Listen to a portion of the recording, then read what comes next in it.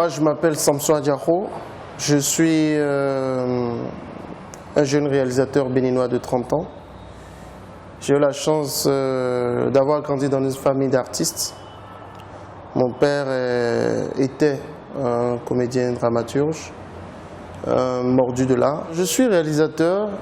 C'est vrai qu'à la base, lorsque j'avais décidé de faire du cinéma dans ma vie, à l'âge de 13 ans, ma vocation était d'être un acteur du cinéma. Et je me suis rendu compte, au fil de mes expériences, que j'ai aussi le devoir d'apprendre le métier de réalisateur pour imprimer la vision et la sensibilité que je veux à mes films. Quitte à jouer dans les mêmes films.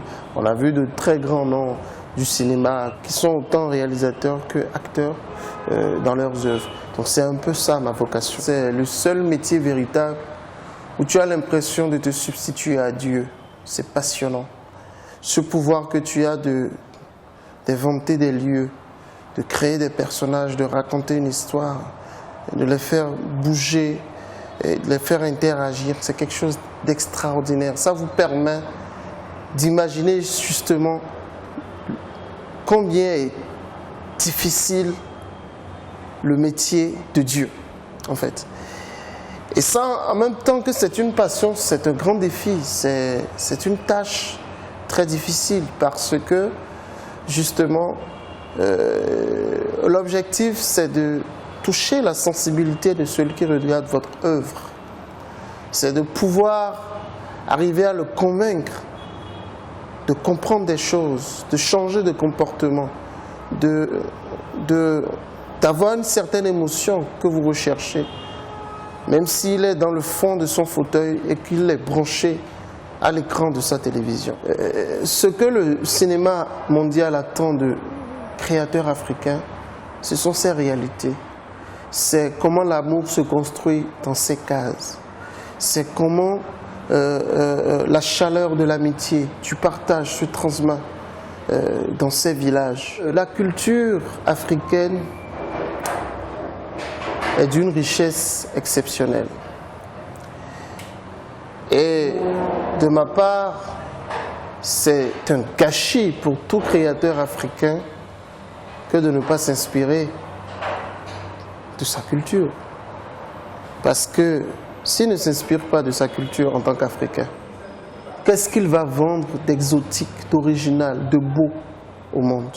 Je suis en train de préparer un sitcom parce que je pense que c'est bien de penser au grand cinéma au Bénin. Mais lorsque vous regardez les pays qui se sont fait un nom dans le métier, ils ont eu un parcours. Il faut d'abord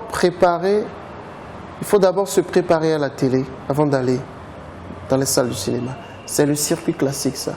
Donc, il faut revenir à l'origine.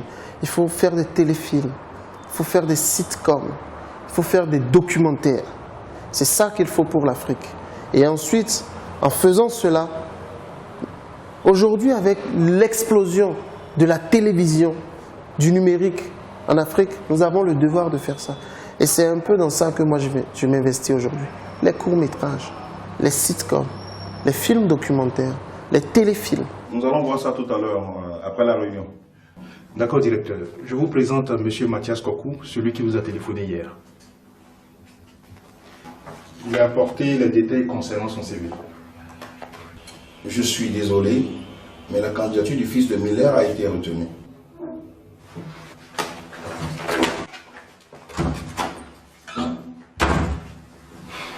Qu'est-ce que ça veut dire? On nous refile encore le petit Miller? Mais il est nul ce garçon. Tu plaisantes?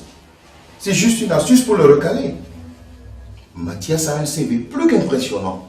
Si nous l'embauchons, d'ici 1 an, nous perdons le poste.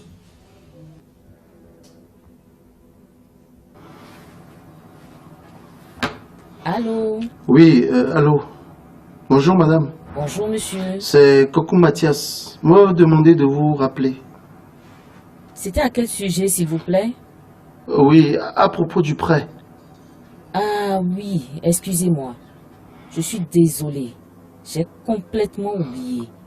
Votre dossier a été étudié Malheureusement, nous ne sommes pas en mesure de vous aider.